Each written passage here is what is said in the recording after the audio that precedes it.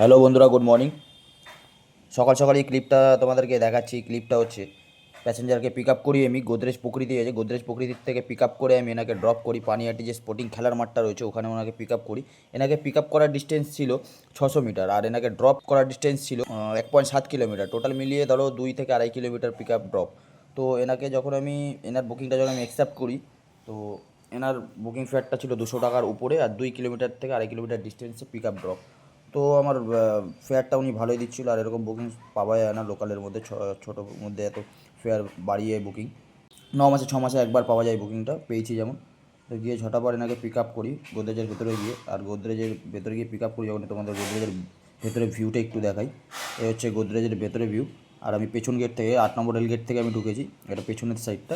আর এখান থেকে ম্যাডামকে পিক আপ করলাম। পিক আপ করে আমি গোদরেজের মেন যে গেট রয়েছে, এক্সিট গেট বাইরে বিটি রোড, তো আমি এই মেন গেটের দিকে যাচ্ছি, এক্সিট গেটের দিকে।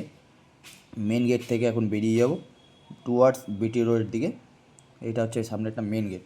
মেন গেট থেকে উঠলাম আমি এখন বিটি রোডের দিকে, গেট যাব বিটি রোড। বিটি রোড থেকে টুয়ার্ডস সোদপুরের দিকে আমি এগাচ্ছি।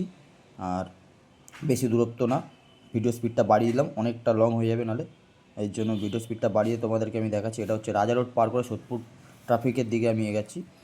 আর ম্যাডামকে নামিয়ে দেবো, সোদপুর ট্রাফিকটা এখন পার করব, পার করে এখন নামিয়ে দেবো ওনাকে গিয়ে পানিহাটি স্পোর্টিং ক্লাবের সামনে। যাই হোক, তোমরা যারা যারা ভিডিওটা দেখছো তারা লাইক করো, আর যারা নতুন দেখছো তারা ফলো করো।